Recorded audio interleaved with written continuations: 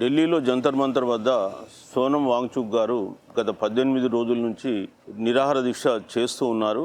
వారు తక్షణమే కేంద్ర విద్యాశాఖ మంత్రి ధర్మేంద్ర ప్రధాన్ గారు రాజీనామా చేయాలి. అదేవిధంగా నీట్ పేపర్ లీకేజ్కు బాధ్యులైన వారిపైన చర్యలు తీసుకోవాలి.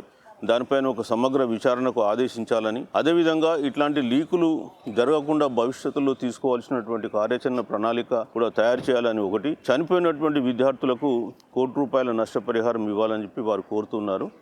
బీజేపీ ప్రభుత్వానికి ఏమాత్రం నైతికత ఉన్నా తక్షణమే ధర్మేంద్ర ప్రధాన్ గారిని రాజీనామా చేయించాలి, లేదా ఆ పదవి నుండి తొలగించాలి.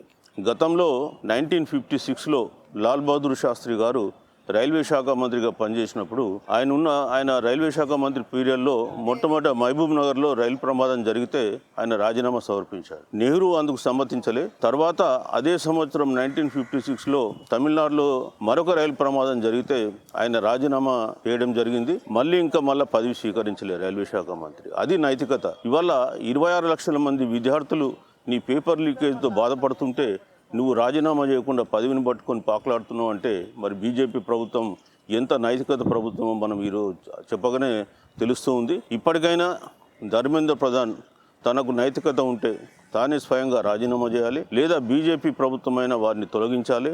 ఇట్లాంటి సంఘటనలు పునరావృతం రాకుండా చూడాలి. అదేవిధంగా ఇవాళ వాంగ్చుక్ గారికి ఆరోగ్య పరిస్థితి బాగాలేదని చెప్పి తెలుస్తుంది. మరి వారి ఆరోగ్యానికి ఎలాంటి ఇబ్బందులు జరిగినా కేంద్ర ప్రభుత్వమే బాధ్యత వహించాల్సి ఉంటుంది. ఇప్పుడు ఇక్కడ ఉన్నటువంటి సివిల్ సొసైటీ సభ్యులందరూ కూడా వారి ఆరోగ్యం పట్ల తీవ్రంగా విచారాన్ని, ఆందోళనను వ్యక్తపరుస్తూ ఉన్నారు. ప్రభుత్వం తక్షణమే స్పందించి వారితో చర్చలు జరిపి వారిని ఈ దీక్ష నుంచి విరమింపజేయాలి. అదేవిధంగా విద్యాశాఖ మంత్రిని తొలగించాలని చెప్పి బీసీ ఇంటలెక్చువల్స్ ఫోరం, అదేవిధంగా ఇతర బీసీ సంఘాల తరఫున మేము డిమాండ్ చేస్తున్నాం.